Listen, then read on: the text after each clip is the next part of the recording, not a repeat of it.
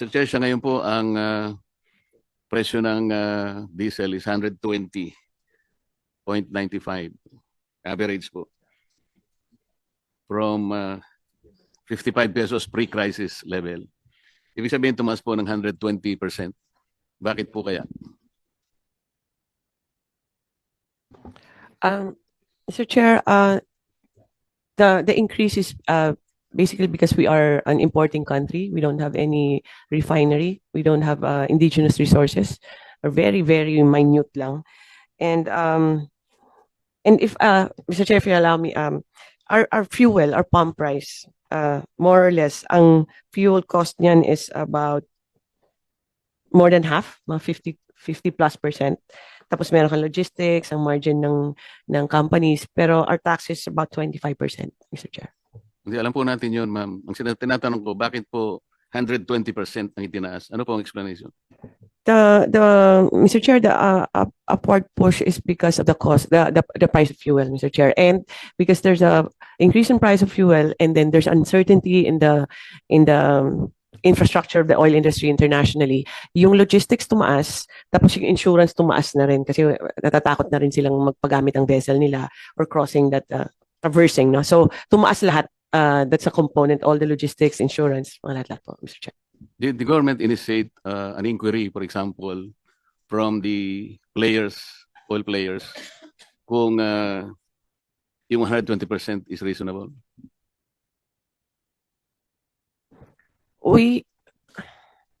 Mr. Chair, we have talked to the oil companies, and we constantly monitor their prices and also the international prices, and also all the trend on the logistics and insurance. Tumataas talaga, and it within range naman yung increase ng pump prices natin, Mr. Chair. Mr. Chair, ang ibig ko sabihin, nung sinabi po nila na talagang ganito ang itataas, 120%, did we take their statement as gospel truth right away?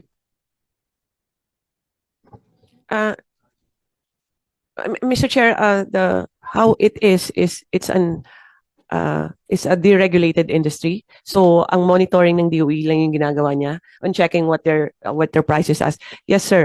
It is within the range na kinakalculate ng DOE, Mr. Chair.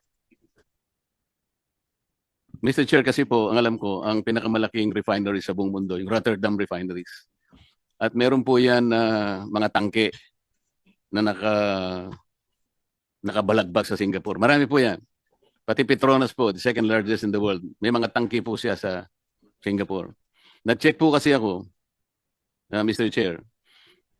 Halimbawa po, yung sa Rotterdam refinery, kung halimbawa FOB price po, $570 per metric ton.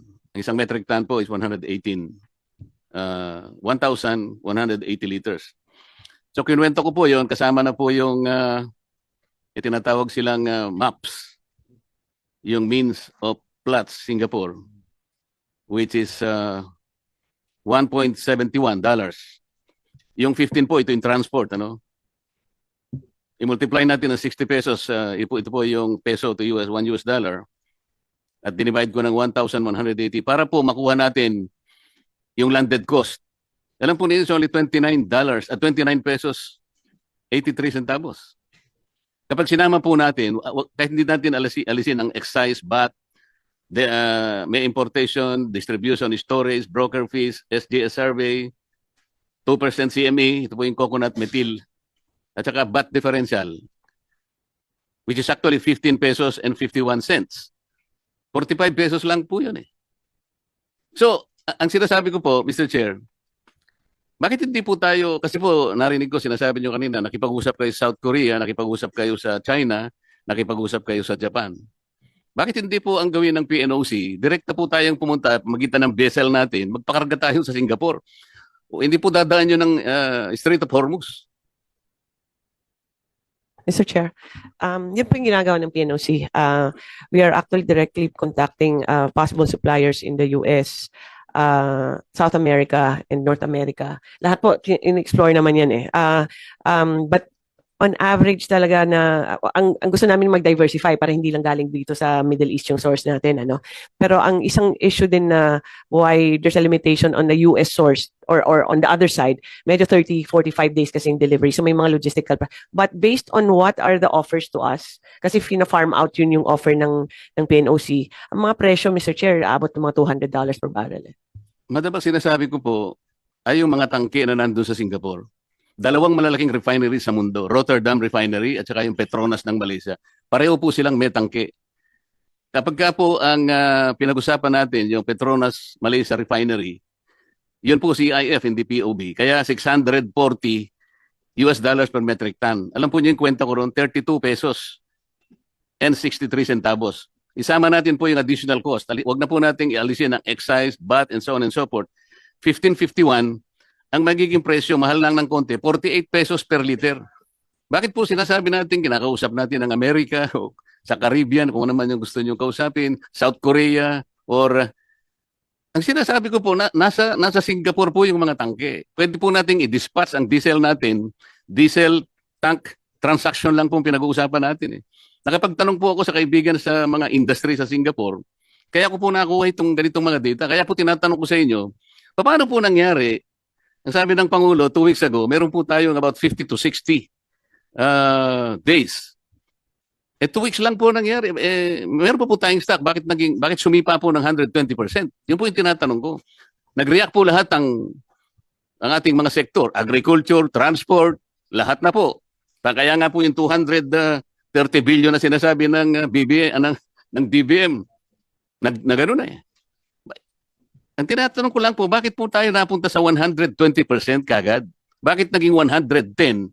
120 pesos ang average po ng liter ng diesel. At yung po naman gasolina, 62%. Bakit hindi po natin tinanong man lang, bakit po nagkaganon? Akala ko po ba tinitingnan natin? Ano po ba yung explanation dito? Mr. Chair, ang presyo talaga ng international nag-increase eh. And we will check the vessels na mini-mention ni Senator Marcoleta. But based on sa mga information na nakuha namin sa mga nag-o-offer sa PNOC and also from our oil companies, may malaking increase talaga both on diesel and gasoline at 101%. Tama ba to? Ang increase niya for the past 3 weeks, 101% and 182% for diesel. But we'll check for the other sources, Mr. Chair, kung baka iba yung arrangements nila, Mr. Chair. Sir, hindi ko po alam kung saan nila kinukuha yung gasolina. Baka pinag-uusapan po natin, ang gagaling ba lahat sa Persian Gulf? Hindi po yun ang usapan eh. Kahit na isara po yung Strait of Hormuz, ang pinag-uusapan is Persian Gulf. Sabi nga nila 20% ang apektado. Paano po yung Suez Canal? Bukas na bukas naman po yun. Pero wag na po natin pag-usapan yun. Ang sinasabi ko po ay yung mga tangke na nakapondo sa Singapore. Napakarami po niyan. Petronas Refinery at saka yung pong Rotterdam Refinery. Bakit wala mo pong makapag-explika sa DOE? Bakit hindi po tayo doon dumiretso? Mr. Chair, ang Singapore kasi trading yan eh. And then those mga nakalutang lang ng mga barko dyan, yun po yung mga binibenta ng mga traders tsaka yung mga refineries po. So ganun po yung presyo pa rin na na-offer po sa amin ng mga traders. We've talked to several already international traders na dumadaan ng Singapore. And same pa rin yung presyo na binibigay sa amin. But we'll recheck, Mr. Chair. I am sorry, Mr. Chair, pero yung mga data nasa akin po eh. Kasi check ko lang po kagabi. Sa totoo lang. Kagabi po ay 495 pa nga po eh. Per metric ton. Idagdag po natin ang shipping na $15. At saka yung 1.71. Ito nga po yung yung gross margin po eh. 8 pesos and 46 centavos. May margin pa nga po eh. Dito po sa Rotterdam Refinery, ang margin is 4 pesos and 64 cents. Pagka sa Petronas naman po, ayun, halos may konti pa rin kita. 1 peso and 85 cents. Pero hindi, nakakapagtaka, bakit po sumipa ng 110 to 130 pesos per liter? Bibigay ko po sa inyo yung data na nakuha ko. Nagtanong lang po ako sa mga kaibigan sa industry sa Singapore. Kabisado po nila ito eh. Bibigyan ko po kayo ng isang... ang tinatanong ko po, bakit nagsimula tayo na tinanggap natin kagad 110 pesos to 130 pesos ng upo ngayon ng ang average nga 120 pesos na ang diesel, tinanggap na lang natin ng ganun. What happened? Wala po bang halimbawa, Secretary Balisacan, wala po ba tayong kakilala halimbawa mga industries sa Singapore? Nandun po lahat yung kanilang mga tangke. Pwede po nating makita, kahit kayo po, itanong ninyo kung magkano ngayon. Nahawak ko po yung mga data eh.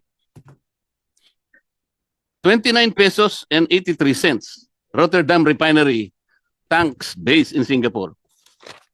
Petronas, 32 pesos and 63 centavos. May kita pa po eh.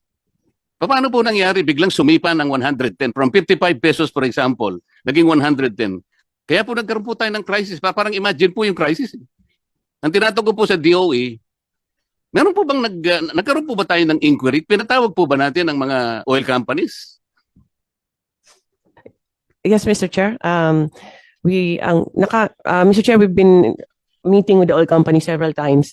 Ang presyo, sinusundan yung maps, and then ang the rest, Mr. Chair, umi-increase yung logistics tsaka yung insurance, pero yung premium po, Mr. Chair, for you to be able to purchase a supply, dati po mga $5 to $10 lang yan, ngayon po mga $60 na. So umaakyat talaga lahat, Mr. Chair. Ang sinasabi po ninyo, Madam Secretary, Mr. Chair, ay yung pong panganib na dadaan po kayo sa Strait of Hormuz. Ang pupuntahan po natin Singapore, ang layo naman po sa Strait of Hormuz noon eh. Nagkakaintindihan po ba tayo? Yes, Mr. Chair. No, it's not a straight Hormuz na ano. We are just getting products also from Singapore and all Southeast Asian countries, Mr. Chair.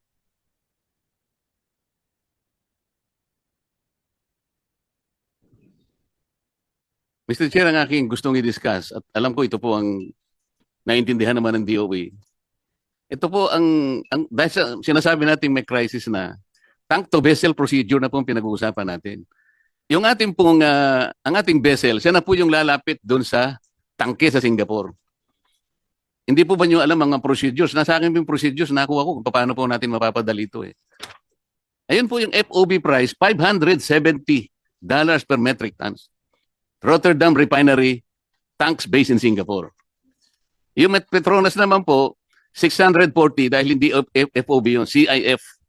Ngayon, kukwentahin po natin lahat ang mga local add-on, kagaya po na sinasabi ninyo, 15 pesos, 51 centavos lang per liter yun. Kahit idagdag po ninyo yun, sa 55 pesos, may kita pa po eh. Kaya tinatanong ko po, paano po tayo napunta sa 110?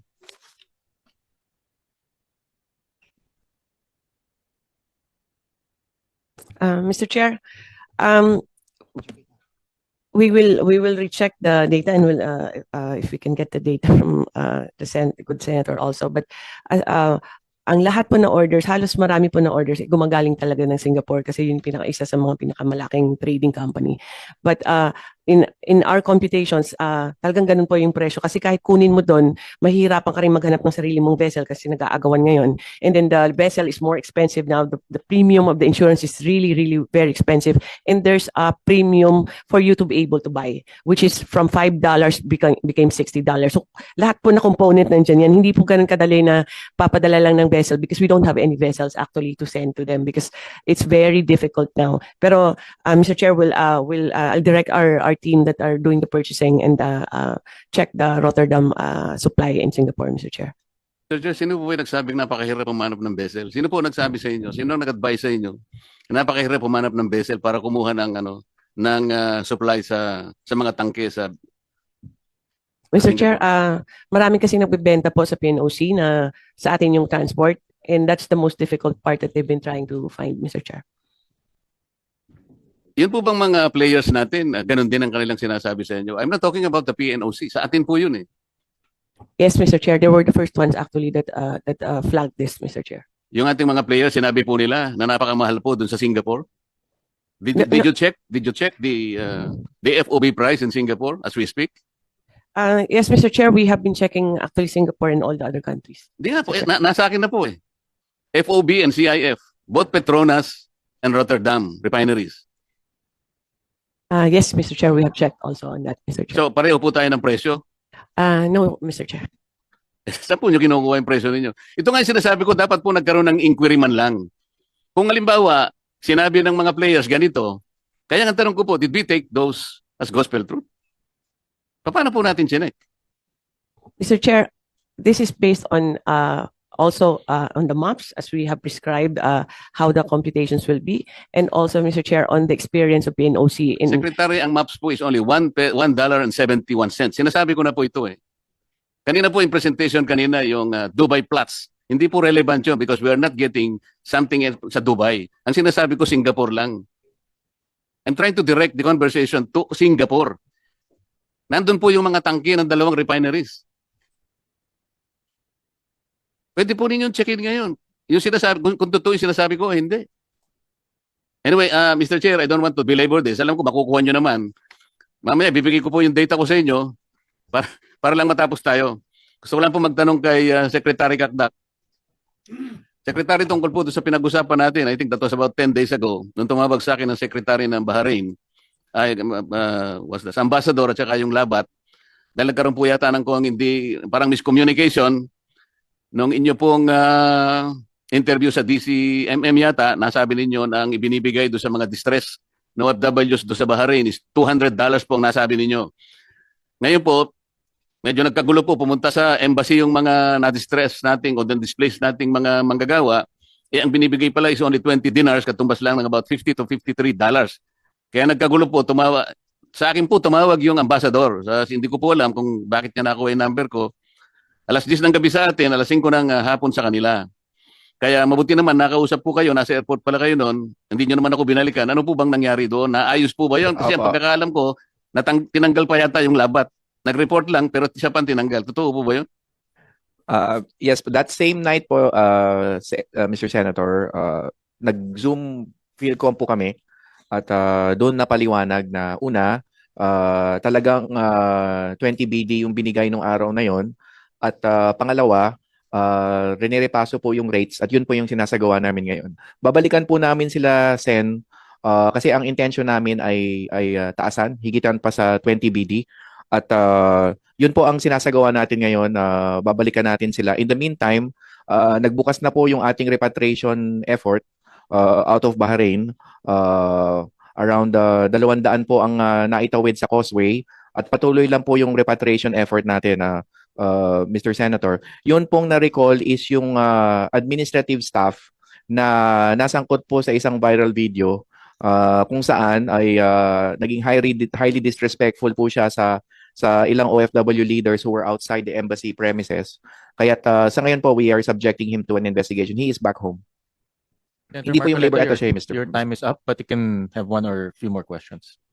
Secretary, kasi kaya lang naman sila parang kinabahan dahil papunta lahat ang mga tao doon at yun ang gusto nilang mapigil. Dahil ang pagkakaalam nila, dahil yung sinabi po nyo sa DCMM yata o DCME, $200 per person.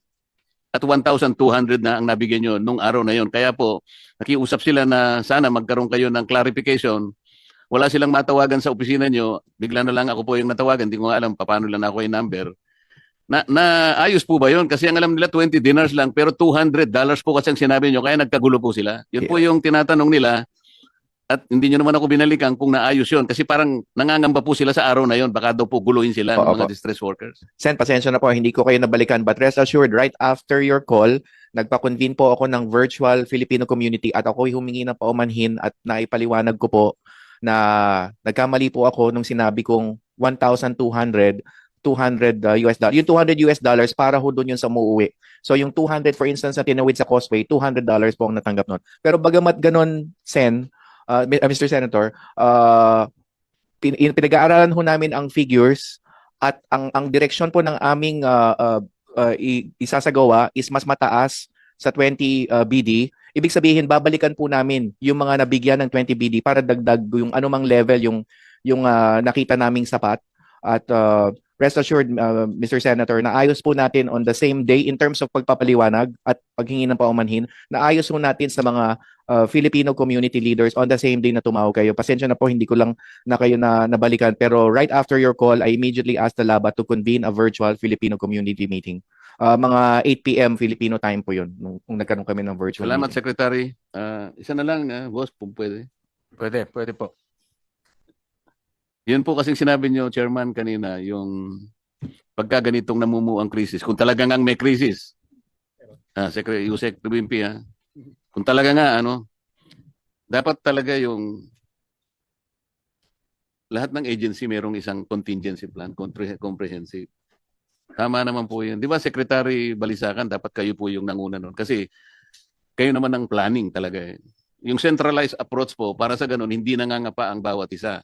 Okay lang naman pong mag-report na bawat isang mga ahensya, mga secretaries natin. Pero mas maganda po kung halimbawa, bago sila mag-report, nagkaintindihan na sapagkat meron kayong well-functioning, integrated, and comprehensive approach. Kasi crisis na po ito eh. Mabuti na nga, kahit pa paano nakita natin ang mga department secretaries na adept naman sila under the circumstances. Lalo na po yung aking kaibigan na Rex Gatchalian na medyo tumaba po ngayon. Hindi ko nga alam bakit tumaba ka naman ng ganyan. Paano ka pa makakapag-asawa pag ganyan? Salamat po. Kapatid niyo po yata siya. Salamat po. Maraming salamat sa Senator Marcoleta for those. Dito natin gamitin at yung mga diesel-fired na mga power plant mo sa mga spag areas, unti-unti ipagamit mo yung Semirara coal. Mura kasi yun eh. Kesa dun sa diesel. Lalo na ngayon, kung talagang wala nang, kung totoo talaga na walang diesel at mahal na mahal. Kasi po ngayon, Mr. President, Mr. Chair, kung bakit naman meron tayong sariling coal, bakit natin ina-export, ba't di natin gamitin? Ang palagi pong kinakatwiran ng DOE, ito si Yusek Puentebella, mahina daw yung calorific value. Hindi totoo yun. Merong isang gustong bumili. Nagbibigay siya ng kontrata. Lahat ng ipoproduce ng Semirara, bibili niya. Kahit nasabihin pa yung low calorific value. Isipin nyo kung anong mangyayari noon. Kung halimbawa coal plants na lahat. Halimbawa sa Mindoro, dalawang electric cooperatives yan eh. Puro diesel. Isipin po ninyo ang universal charge, Mr. President. Si Chairman, ako, tayong lahat, si Senator Ligarda, Senator Risa, ala na bang katapusan kaming bayad ng universal charge? Hindi naman namin nagagamit yun. Ganun po ang nagiging sistema natin ngayon. Nang dahil sa napakamahal ng gasolina, ay talagang wala na pong katapusan, lalo na po yung spag areas. Unless, isa po, yung nga sinasabi ko, wag na po nating export yung coal na nanggagaling sa Semirara. Pagkatapos po, pagibayuhin natin na magkaroon na ng transmission. Yung pong matagal ng pangarap na manggagaling po sa Batangas, papunta ng Mindoro, hindi po baligtad. Ang ginawa po yata ngayon, binaligtad eh. Tama po, hindi. Kamahiya, tama ka muna. So, balik na po ako. Muna ang sagutin. Balik na po ako kay Secretary Garin. Huwag ka nagtatago, ma'am. Magkaibigan tayo, di ba? Secretary Garin, ito po, presentation po ninyo. Sa ngayon, meron tayong 46 days sa diesel. Ito po yung di po natin nasagot mabuti kanina. Sa gasolina, meron pa po tayong 53 days. Ibig sabihin po ito, inventaryo po, pre-crisis. Dahil sabi po ng Pangulo noon, 50 to 60. Tama naman po eh. Kung ito po ay original na inventaryo, kanina ko po tinatanong, after 2 weeks po, bakit naging 121 pesos ang average ng diesel? Meron pa po tayong 46 days. Mr. Chair, yung inventory is not pre-war lang. Kasi may mga deliveries after the Yun commencement. ang sinasabi po nila. Apa. Yun po yung We sinasabi monitor nila. it also, Mr. Chair. Ngunit, sabi ko nga po sa inyo, kung kinukuha po nila ay yung supply sa sinasabi kong mga tangke na nasa Singapore, kwentado ko na po, kung gusto po nila CIF na lang para iwasan na natin yung sinasabing insurance. Mura lang po yung insurance, hindi po ganun kalaki yun eh. CIF, ang ibig po sabihin, yung pong vessel ng Petronas o kaya vessel ng Rotterdam, sila na po ang pupunta, kakargahan ng mga tangke sa Pilipinas. Kwentado ko na po yung presyo, hindi po ganun kamahal. 28, ano ba ito? 29 point, sabihin na natin 30 pesos per liter po. Rotterdam Refinery, Singapore. Yes, sir. Idagdag na po natin ang napakarami pong local added costs. Ayun, VAT, 2% CME, BIR, marking, excise tax, 12% input VAT, SGS survey, broker's fee, storage, importation, 15 pesos and 51 cents po ito. So pag pinagsama po ito, 45 pesos and 35 cents lang per liter. Ngayon po, yung SRP nila, kung tawagin po nila ito, passion price, 50 pesos, may kita pa po siyang halos 5 piso per liter. So, ang tinatanong ko po, paano nangyari, kung saan po ba nila kinuha? Paano nangyari na imbes na manatili nasa, let's say, 55 pesos, paano po naging 121 pesos? Mr. Chair, ang calculations namin has been the same since based on the industry practices, considering it's deregulated, walang control ng gobyerno. So what we have been practicing with the oil companies on estimating their increases is based on replacement cost, Mr. Chair. Mr. Chair, ako po, naintindihan natin yung deregulated po yung oil industry. Pero kung ganito naman po kalaki, na 2 weeks pa lang, from 55 to 121 pesos, baka naman po kailangan nating usisain. Baka yung sinasabi po yung practices, baka kailangan naman po siguro nating revisuhin o i-revisit natin yung practices na yun. Wala naman po sigurong masama. Paano po ninyo nakwenta yung 121 pesos? O sasabihin nila, Madam Secretary, based on our practices, naniwala na po tayo sa ganung salita lang. Paano po yung mga datos na pinakikita ko sa inyo ngayon? Apo, Mr. Chair, will review the submissions, but actually halos every day na namin sine-check yung mga submissions nila, sine-check namin, and according to the current accounting practice, nakaka-follow, but we will review and submit kung ano yung mga findings. Siguro po, namin, Mr. Chair. pinakamaganda, Mr. Chair, tawagin natin po yung mga major players, maski na po yung mga small players. Saan po ninyo kinukuha ang ating imported, ini-import na langis? Yes, Mr. Chair, actually meron kaming reports niyan on where saan galing ang mga supplies nila. Different countries, mostly here in Southeast Asia, it's China, South Korea, Singapore, Taiwan, Malaysia, Japan, Brunei, Hong Kong, Thailand, India, Vietnam. Pero iba diyan hindi na nagde-deliver, pero most of them are still delivering, Mr. Chair. Po ako medyo nagtataka, Mr. Chair. Bakit po tayo nakikipag-usap sa South Korea saka sa China? Nandun po yung mga tangke sa Singapore. Mas malapit po tayo ron eh. Bakit hindi po yun ang tingnan natin? Kahit na po ngayon, makikita po natin magkano yung FOB price sa Rotterdam tank sa Singapore. Ito po, FOB, $570 per metric ton. Kinuwenta ko na po eh. Kung kukunin nyo po sa Petronas, kanino ko pa po sinasabi sa inyo, CIF, 640 per metric ton. So paano po lalayo itong mga figures na ito? Bakit po hindi sila kumuha sa Singapore? Bakit tayo kumukuha sa South Korea? Bakit po tayo pumupunta hanggang pati po yung Latin America po, gusto pa nating puntahan at ang Amerika? Siguro po, Madam Secretary, total nakakausap niyo naman si President Trump. Sabi mo, ikaw naman na nagpasimula nito. Pwede ba yung oil mo na nanggagaling sa Alaska, bigyan mo naman kami? Secretary. Yes, Ikaw naman kamo nagpasimula nito. Wala namang kaming kinalamanan dito eh. O titingnan mo ngayon, nagkakahirap-hirap tayo ng kung paano natin sasagutin lahat itong mga pinagtatatanong natin ngayon. Yes, Mr. Chair, we will inform the oil companies, and kasi ito nga, because of the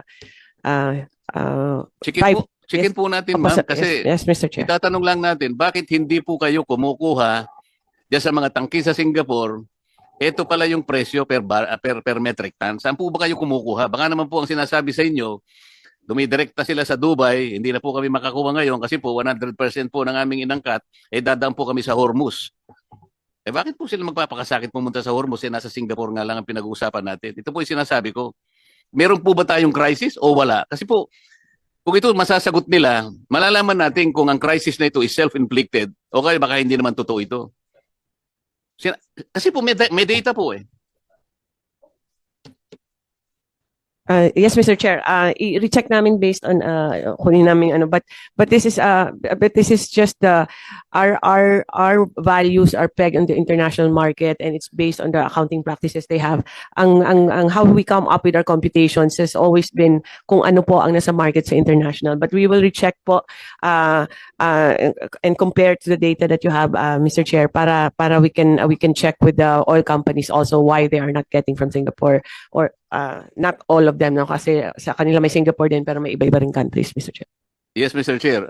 I will not belabor this. Ang gusto ko lang pong sabihin, sana po, kapag sinabi sa inyo po yung current industry practices, reviewin po natin. Kasi meron naman po tayong kaparaanan para i-review natin yung mga datos nila. Halimbawa po, yung shipping cost, FOB ito, 1,500 or about per metric ton ito. Sa makatwid, lilitaw po rito mga $15 per metric ton. Kung CIF naman po, wala na yon. Ito, lilitaw na lamang po yung $640 dollars per metric ton. Yung MAPS, ito po yung mean of Platts Singapore, ito $1.71 lang. For the record, Mr. Chair, ibibigay ko po sa kanila itong mga datos na ito para makatulong po kung paano po i-analyze natin ito. Huwag po tayong nakadepende na lamang sa sasabihin nila. Samantalang pwede naman po tayong magtanong. Ito po, kinuha ko lang po doon sa mga kaibigan nating industry players sa Singapore. Maliwanag naman po na at pina-check ko rin po, nagkakatugma naman po. Kaya hindi ko maintindihan paano po nangyari after 2 weeks, 121 pesos ang isinikad ng presyo mula sa 55. Hindi ko po masyadong maintindihan kung paano po nanahimik tayong lahat, hindi man lang natin kinu-question, hindi man lang natin ni-review. Pwede po nating pag-usapan industry players, bakit po naging 120, bakit hindi naging 56 na lang, or 57 or 58? Bakit po lumundag sa napakalaki? 120% po ang sinikad po ng presyo. Hindi man lang tayo nag-initiate po ng pagtatanong. Salamat po, Mr. Chair. Thank you, Senator Marcoleta. And with that, Secretary Garin, nasa isang talagang kakaibang sitwasyon tayo ngayon. Ang DOE ba walang kapangyarihan tignan yung presyo na binibili ng mga oil companies? Dahil napakadaling umabuso Napakadaling samantalahin yung sitwasyon. Bibili ka ngayon na mura, wala pang 2 araw, mahal na yung presyo, pwede mo ibenta ng mahal na presyo. At yan rin yung tanong ng marami sa ating mga jeepney drivers, PUV drivers, kahit na kami ni Senator Marcoleta, kasi nga nakikita sa ibang bansa mas mura, pero ang benta dito almost double, no, Senator Marcoleta? So under the law, under the powers of DOE, wala ba kayong kapangyarihan na tignan yung presyo ng mga oil companies sa pagbili nila ng kanilang mga oil stocks para masigurado natin na hindi naman sobra-sobra, hindi naman nang aabuso na itong mga oil companies. And when I say oil companies, lahat from refineries to traders to retail dealers. Yes, Mr. Chair. Basically, wala pong powers yung DOE because it is a fully liberalized industry. And the only way we could have found a way to prevent the profiteering and hoarding was use another law, Mr. Chair. And in fact, under the Price Act, wala po yung gasoline tsaka diesel. So it's an industry that has been we left it to competition. The best course for now is go through PCC, Mr. Chair. But it won't prevent it. We're hoping that the powers would prevent any abuse rather than after na. No? Pero as of now po, we can monitor and investigate, evaluate, but the powers of the DOE are limited in that case, Mr. Chair. Hindi ko maalis yung question ni Senator Marcoleta, yung price difference ang laki. No? Tayo naghihirap dito, naghahanap tayo ng solusyon, nag-aaway-away tayo dito, pero yung mga oil companies uupo lang ng 2 or 3 days, kita na kaagad no? And bulag tayo, gobyerno, bulag tayo. No? I was looking at itong oil deregulation law, and meron isang section dito, I'll flash it on the screen, slide 96, section 14 of RA 8479. Ang sabi dito, in times of national emergency, when the public interest so requires, the DOE may, during the emergency, under reasonable terms prescribed by it, temporarily take over or direct the operation of any person or entity engaged in the industry. Nag-research kami, merong Executive Order 839/2009 issued by President GMA at that time kasi may calamity. And it put a price ceiling on oil. But this is of course in times of national emergency. Ang punto namin dito, pag umabot tayo sa isang national emergency, hindi rin tayo pwedeng naghahanap ng oil, naghahanap ng supply, pero yung mga oil companies unabated. Silang bahala mag-set ng presyo. At hindi natin alam kung yung presyo nila ay labis-labis or sakto lang or reasonable. But based on the computation ni Senator Marcoleta, mukhang sobra-sobra eh. No? Can we use this in case talagang malala na yung sitwasyon and make sure that the oil companies are not taking advantage of the situation? Yes, Mr. Chair. Pwede bang gamitin yan? Mr. And Chair, in terms of pricing, not only supply, but in terms of pricing, can we put a price ceiling para hindi naman sobra-sobra yung kanilang pagsisingil o pass on sa consumer? Pwede ba yan? Yes, Mr. Chair. But we need to declare a national emergency, a state of national emergency. Yes, Mr. Chair. Alright, thank you. Senator Marcoleta. Mr. Chair, I beg to disagree that the government is helpless under the regime of the regulation. Kasi yung the regulation po kasi is dictated the market forces. Wala naman pong problema doon eh. Ang sinasabi ko, Singapore offers this is the market-driven price now. Nakalagay po rito either FOB or CIF nandito. So anong pinagbabasihan nila? Yun ang tinatanong ko, bakit after 2 weeks sumikat ng 120%? Which is not only arbitrary, parang very highly unusual na mangyayari yun. So tinatanong natin, helpless ba ang gobyerno na kung ano yung sinabi ng let's say, oil company? Yun na yun. Wala ba tayong man lang na initiative na tama ba? Is it dictated purely by market? Baka hindi. Pag nireview natin ng market, hindi. So papayag sila. Teka muna, deregulated tayo. The regulation is based on the dictates of free market. So hindi mo sinunod. So sinasabi lang natin, ito yung merkado eh. Sumunod ka sa merkado. We're not trying to control you. Hindi ka namin nare-regulate. But you have to follow the market trend. Meron tayong PCC, Philippine Competition Commission. Pwede naman siyang pumasok po dito eh para makita niya ang competition kasi is also market-driven. So wala po akong nakikita na inconsistent dito in order to protect the interest of the country. I don't think DOE is helpless.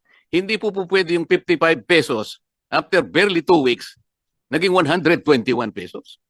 Wala man lang tayong ma-check. Meron na, nag-check nga po ako eh. Sarili ko na lang po para makita po natin talaga because I really cannot believe na lumundag siya ng napakalaking ganun. Unless na kumukuha sila sa Strait of Hormuz talaga. Hindi naman po pwede yun. Mr. Chair, Yes, Senator, Secretary Green. as per international market on the maps, between before and up to today, gasoline increased by $79.42, Mr. Chair. Diesel increased by $168.13. $0.13. And those are combined with all our calculations. Kaya doon po yung base, how much was the increase, and then the increase is being estimated as to the pump price. So anong madadagdag sa linggo na yun, doon po yung basis nito. It's not like the Bureau does not look at it. Sine-check naman nila. But and how we compute that is based on what is traditionally being done, which is the replacement cost. That's an accounting practice. Kasi pag umakyat yung presyo, if you allow them lang half the price, then they won't have enough kasi to replace that. So yun yung po yung logic niyan para to put it simply. Pero our monitoring follows naman. May mga benchmarks naman kami. Hindi naman yung pinapabayaan lang and then we let them. Because once we see an irregularity, pinapa-report din namin. The administrative or the criminal or the civil part, wala kaming powers doon, no? Pero we can monitor and we talk to them naman and then they correct it if there's something wrong or we accept it if they can justify. Pero hindi po, ayoko nang sabihin, no, hindi po, wala pong ginagawa yung DOE dyan. We constantly monitor, halos every day, every hour na ngayon, para ma-monitor yung maps po. Kasi doon nakapeg ang presyo natin. But if there are prices that are lower in the international market, then we can explore the sources and also reconsider the replacement cost or the pegging of the price on the maps, Mr. Chair. Yung po kasi sinasabi niyong maps. Ano pong reference na pinag-uusapan natin? Kanina po yung USEC nagsalita, Dubai Plans. Hindi po natin pinag-uusapan ng Dubai Maps eh. Irrelevant po yun sa usapin. Ang pinag-uusapan, ang sinasabi ko po sa inyo, yung price po sa Singapore na nandito ngayon, bakit po pinipilit natin? Why are we monitoring the maps? Kung kani-kanino, kung Dubai or kung saan. Ang sinasabi ko po, ito na po yung dictated price sa Singapore sa tangke po ng dalawang malalaking refinery sa buong mundo, Petronas and Rotterdam. Ano po yung minomonitor pa natin? Mr. Chair, the MAPS is the best assessment for price discovery. So itong Platts is a firm na itinayo for the longest time. Ang trabaho niya ay mag-assess doon sa mga spot market, mga mercantile exchange. At doon niya nakikita ang presyohan average for the day. So, marami hong products kasi Dubai, isa din yan na naging popular na hub and historically, siya na talaga ang hub for the Middle East.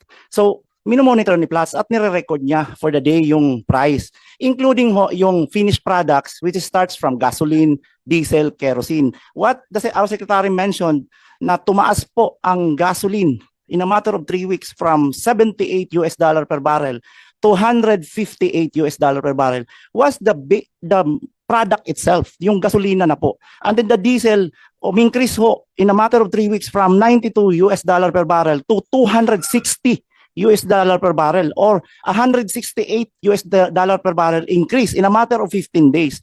In percentage ho, yung diesel price na yan in a matter of 15 days, increase ho ng 182%. So that's the reason it's like a price, a triple increase. Pwede mo bang i-disaggregate yung maps mo? Anong bansa yung sinasabi mo? Hindi ho ito. Hindi niya nakikita yung Singapore. Ito yung mga ito yung price trades. na sinasabi ko, pinipilit mo yung indicators ninyo. I-disaggregate mo para magkaintindihan tayo. Saang bansa yan?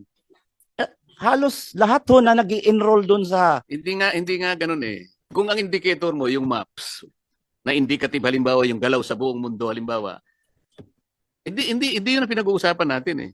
Kung ano talaga yung presyo ng mga refineries ngayon na nandun sa Singapore. We can produce the detail. Kukunin talaga namin yung per hour, per minute transaction. But the mean is the mean, the average for the day. Yun lang naman ang nilalabas in the end ng Platts. Yeah, but it is not consistent with what is the price in Singapore now ng mga tangke ng mga refineries. Alin ang susundan mo? Yung indicative na trend ng maps o yung actual price that dictated by the tanks in Singapore? Mr. Chair, it's a platform where the buying and tradings are happening. Naka-record ho yung nagbabay, nagtitrade. And then, they end up getting the mean, the average for the whole Well, day. actually, I'm sorry, but actually that is the usual argument used by the oil companies. I'm sorry, sinasabi ko lang, kung ito yung pinepedal nila, ito naman ang bili na tayo ng bili, hindi tayo magkakaintindihan. I am sure ang sinasabi mo are supplied by the oil companies. Am I correct? We do have a subscription, Yeah, but Mr. Chair. Sa oil The companies, oil nang galing companies yan. are also subscribing the Yan same. nga galing yan, di ba? The same. Yung ibinabasa mo, galing sa oil company. Well, there are two known assessment firms. Meron ho tayong, ano yun, Yusek, yung isa, yung ini-introduce na natin, the Argos. Pero medyo mas sikat ho talaga yung maps, kaya yung Platts. So we use the Platts. But the other choice is to go to the platform of Argos. So pwede naman ho doon. Pero because it's highly commoditized, there's no such thing anymore na nagtatawagan na ho yung mga trader. Doon na lang ho sila nagtitingin doon sa platform for trading. Ginagamit nga natin, kung maps ang sasabihin mo, yung mean of Platts, Singapore. Maps din ito eh. Hindi ko maintindihan ba't pinipilit nyo pa yung ibang maps. Singapore nga yung sinasabi ko eh. Ito yung reference natin eh. Right, Mr. Senator. Chair, we can get hold of the document so we can study the document. We'll recognize Senator Lauren and thank you, Senator, for joining us again. I know that you have a lot of good insights and suggestions. Kami ang boses ng masa, hindi natatakot. Katotohanan lang, di kami nalulunod. Walang bahid ng sismis, lahat ay totoo. Kahit sino ka pa, pag mali ka babanatan ka.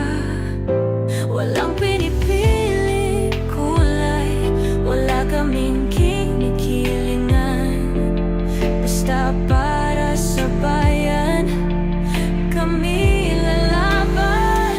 Pagdama palakpakan, pag mali banatan. Di matitinag, di matatakot, para sa bayan tuloy ang sigaw. Sa harap ng kamera, walang halong takot. mga baluktot, lahat kayo'y tutumba. Ang hustisya at totoo, yun lang ang mahalaga. Kahit sinong harang, di kami matitinag. Walang pinipiling kulay, wala kaming kinikilingan. Basta para sa bayan, kami lalaban. Pag tama palakpakan, pag mali banatan, di matitinag, di matatakot. Para sa bayan, tuloy ang sigaw. Kung nasa tama ka, ikaw ay aming kasama. Pero pag mali ka, handa ka na bang mabasag? Banateros kami, walang inuuran. Dahil bayan muna, bago ang sarili.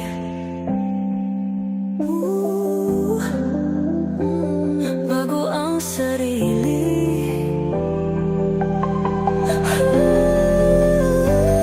Pag tama palakpakan, pag mali banatan, banateros ang sigaw. Katotohanan ang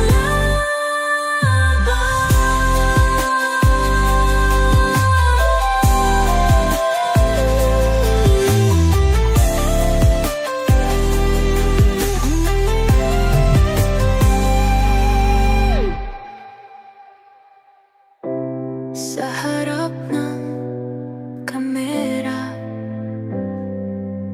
walang